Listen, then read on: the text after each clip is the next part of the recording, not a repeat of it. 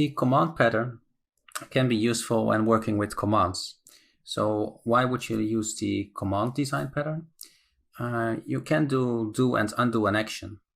So when you just write functions, it can be confusing as to how you would undo something after executing it.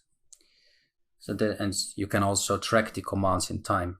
So which commands were used when, which is not something you can easily do if you just use functions. So basically for do and undo actions and keeping track or a log of the commands. So to give you an example, we can create a command, so the MoveFileCommand.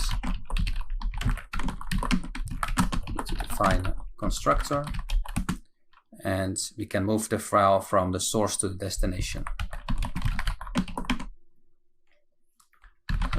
We define the source and the destination, and then we can rename an existing file. So from self.source to self.destination. And you'll notice we're using the OS module here, operating system module. So this moves a file from the source to destination. And you can also create the undo function, which moves the file from destination to the source. So that's the basic command, which moves a file, and if we undo it, undo the command. So we can create a stack of commands in which we append the MoveFileCommand. For example, we rename hello.txt to foo.txt. And let's do another one, foo.txt to bar.txt. Then we can undo the commands, so we can say stack.pop.undo, and we can do that again. So now you can do the command as well as undo the commands. We're starting from the hello.txt, so let's just create that file. You'll see we have the file hello.txt, and we can run this, but you'll see we undo it as well.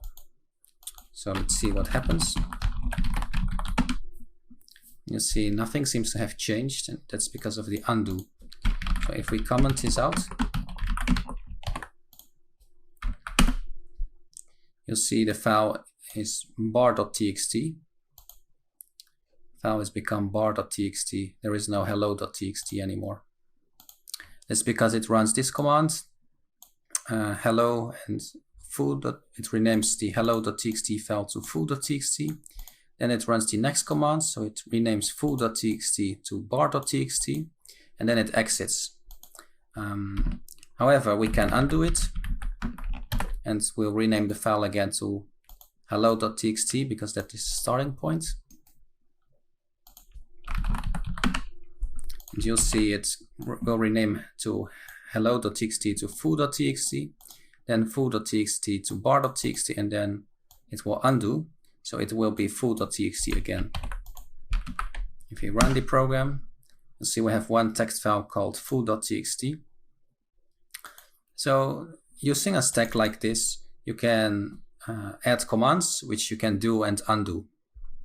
So if we were to undo twice, we'll go back to the starting point in which we have just the file hello.txt. We rename it and we run the program. You'll see after running, the file name is the same. So that's the command pattern.